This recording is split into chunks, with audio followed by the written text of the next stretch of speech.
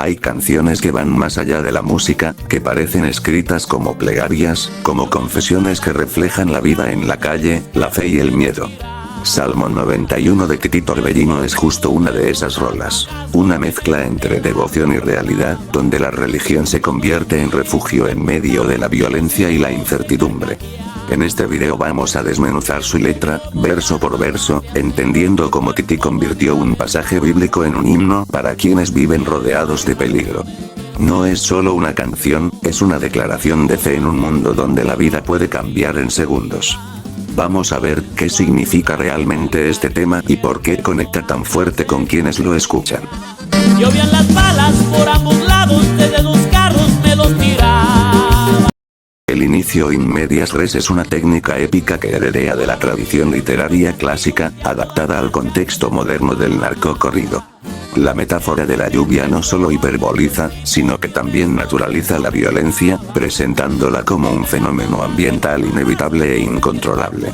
La desventaja numérica de los dos carros establece de inmediato el ethos del narrador como un underdog, una figura que, aunque probablemente involucrada en actividades ilícitas, gana cierta simpatía inicial por la desigualdad del enfrentamiento.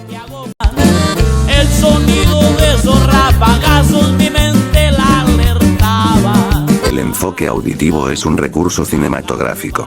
El rafagazo es el sonido característico del poderío militar y del crimen organizado, ametralladoras de alto calibre.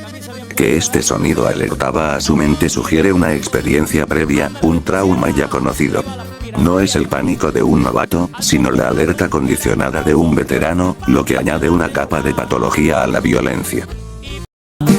Cuando los vi ellos me apuntaban y de seguro se carcajeaba. El contacto visual es crucial.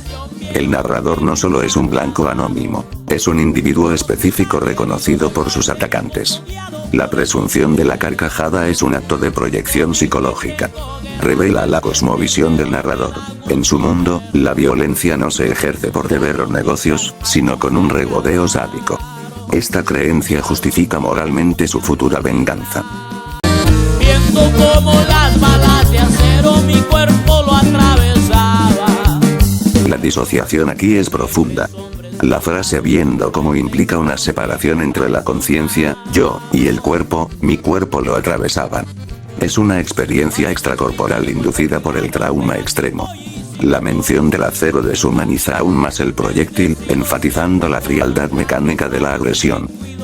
Tienes fracciones de segundo y cómo hacer frente a la ofensiva. La fracción de segundo es una unidad de tiempo bélico. Contrasta con la eternidad que representa para quien la vive. El término ofensiva es clave. No es un simple tiroteo, es una operación táctica planificada. El narrador se reconoce como el objetivo de una estrategia militar, no de un acto delictivo espontáneo. Comenzó a nublárseme el camino y empezó la cacería. Nublarse opera en 3 niveles. 1, literal, humo de pólvora, polvo. 2, fisiológico, pérdida de visión por la sangre o la conmoción. 3, psicológico, la conciencia se apaga. Cacería por cacería, es el término más importante del verso. Reduce la condición humana a la animal. El cazador no debate, no negocia, no tiene piedad, solo extermina. La víctima no es un soldado, es una pieza. Volaban vidrios igual casquillos y a toda marcha me les pelaba. La sinestesia del caos. Elementos visuales, vidrios, casquillos, se mezclan en un mismo plano de destrucción. Me les pelaba es jerga coloquial para huir. La elección de esta palabra, en lugar de escapar o retirar, le da un tono de street cred y audacia. No huye como un cobarde, sino que se vela con habilidad, transformando la huida en un acto de destreza. En mi mente solo a mi Diosito mi rezo se encomendaba. Este es el giro temático central. La fe no es una elección filosófica, es un recurso primal de supervivencia. El diminutivo Diosito no minimiza, sino que personaliza y hace íntima la divinidad. Es el Dios de los desesperados, el de la última oportunidad. Marca el comienzo de la construcción del milagro. Entre la ronda de los balazos no sentí el cuerpo y levanté el brazo. evoca una imagen de danza macabra, un círculo ritual de violencia. No sentí el cuerpo es una descripción clínica del shock neurogénico o la analgesia por adrenalina. Levantar el brazo es el primer acto de agencia tras la pasividad del impacto. Es un movimiento de autodiagnóstico existencial. Aún estoy aquí. Y con él me tocaba el pecho, lo tenía ensangrentado. El descubrimiento es táctil, no visual. La confirmación viene del tacto, el sentido de la realidad por excelencia. La sangre es el sello de la mortalidad, la prueba física que convierte la abstracción de la muerte en una realidad tangible. Es el momento de la verdad. Dicen que la muerte llega exacta. No me lleves que yo a ti hago falta. La muerte es personificada como una cosechadora que llega en el momento predestinado. El narrador no disputa esta ley universal, dicen que, sino que apela a una cláusula de excepción, su utilidad. Hago falta no es un grito egoísta, sino una afirmación de su papel funcional dentro de un sistema. A cambio bala de estos traidores cuando empiece mi venganza. El trueque con la muerte es explícito. Su vida no se salva por gracia, sino a cambio de un servicio, ejecutar la venganza. Esto transforma la violencia futura en un mandato casi sobrenatural, un destino que debe cumplir. La venganza no es solo retaliación, es la restauración de un orden alterado por la traición, el pecado capital en este código de honor. Al poco rato ya era famoso por escaparme del atentado. En la economía del prestigio criminal, la fama no se gana solo por el poder o la crueldad, sino por la hazaña sobrehumana. Escapar de la muerte segura. Esta fama es capital social. Lo transforma de víctima a leyenda, aumentando su estatus, influencia y, crucialmente, su poder de intimidación. Y por la prensa y televisión vieron que me trasladaron a un hospital y herido de muerte, bien custodiado por el gobierno. Este es el verso más cargado de ironía política. La cobertura mediática documenta su traslado, pero la custodia gubernamental expone la colusión absoluta. Sugiere que el gobierno no es una entidad monolítica. Mientras un sector lo persigue, otro lo protege. Esta protección puede ser por corrupción, por un acuerdo tácito o porque su captura viva es más valiosa que muerta para alguna agencia. Es la representación máxima del Estado fallido o capturado. Las noticias ahí no se acabaron. Al otro día anuncian por el radio que 3 hombres colgados de un puente y son los que me traicionaron. La venganza es pública y ejemplarizante. Los cuerpos colgados son una forma de comunicación no verbal del poder, una narcomanta. El puente no es un lugar oculto, es un escenario. El mensaje es claro, la traición tiene un precio visible y brutal. La eficiencia, al otro día, demuestra una organización con inteligencia, logística y un poder de fuego abrumador, confirmando que el narrador es un eslabón en una cadena de mando mucho más grande. Varios no explican cuál fue el milagro, pero aquí estoy y sigo con vida. El narrador se sitúa en el centro de un misterio.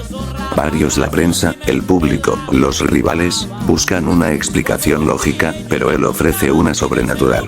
Esta afirmación no es para los escépticos, sino para reforzar su propia leyenda y la de su comunidad. Su existencia es, en sí misma, un acto de desafío y una prueba de su elección divina. Bendecido siempre por los grandes a los que cuido y me cuida. Aquí se deconstruye el milagro. La protección es dual, vertical y horizontal. Vertical, los grandes, la cúpula del cartel, lo bendicen. Es un pacto feudal de vasallaje, lealtad a cambio de protección. Horizontal, a los que cuido y me cuidan representa la lealtad entre pares, la fraternidad criminal. El sistema de protección terrenal es tan importante como la divina. Dios salva su alma, pero los grandes salvan su cuerpo. Un epitafio para los que faltan se escribirá con tinta de un cuerno, que dice que aquellos que pecaron se han de arder en el infierno. El narrador asume el rol de profeta y juez final. El epitafio es una maldición eterna. Tinta de un cuerno es una imagen poderosísima que fusiona lo infernal, el cuerno del diablo, con el acto de escribir la historia. No solo los ejecuta físicamente, sino que los condena narrativamente y teológicamente. Se arroga la potestad de definir el bien, yo barra los grandes, y el mal, los que traicionaron barra pecaron, justificando su violencia como una cruzada moral.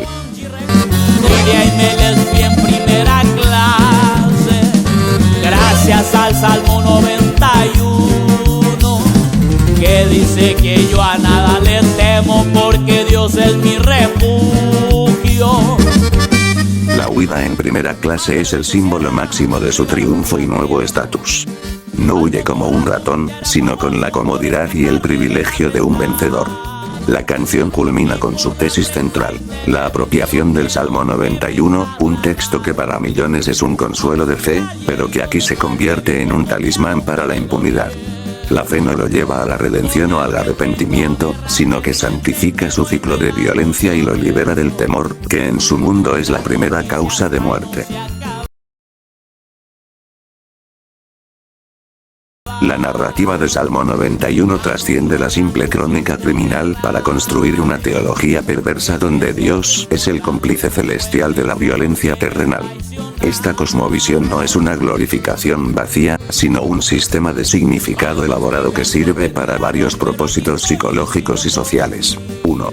Sanación del trauma. La historia es, ante todo, un relato de trauma. La atribución de la supervivencia a un milagro divino es un mecanismo de coping para procesar un evento tan aleatorio y violento. Convertirse en instrumento de venganza da un propósito a un hecho que, de otro modo, sería solo destructivo. 2. Justificación moral. La apropiación del Salmo 91 y la condena al infierno de los traidores son actos de moralización. Permiten al narrador, y a su audiencia, trazar una línea maniquea donde ellos son los elegidos, los bendecidos, los que luchan contra el pecado de la traición. Esta retórica religiosa vacía de contenido ético universal a la fe, convirtiéndola en una ideología de grupo. 3. Crónica del poder paralelo. La canción es un documento invaluable de la realidad sociopolítica. Expone la captura del Estado, la custodia gubernamental, la eficiencia de la justicia paralela, la venganza ejemplar, y la economía del prestigio dentro de estas estructuras. La fama, el respeto y el poder se obtienen through actos de violencia audaces y sobrevivir a ellos. 4. La tragedia final. La tragedia profunda de esta narrativa reside en que el milagro no conduce a la salvación, sino a la perpetuación del ciclo. La fe, que podría ser un camino hacia la trascendencia, se instrumentaliza para garantizar la eficacia en la tierra. El narrador sobrevive no para cambiar, sino para matar mejor. Su refugio en Dios no le ofrece paz, sino impunidad psicológica para seguir temiendo. La canción, en su crudeza, es el retrato perfecto de cómo la violencia, una vez iniciada, corrompe todo lo que toca, incluso la fe, transformándola en su arma más poderosa.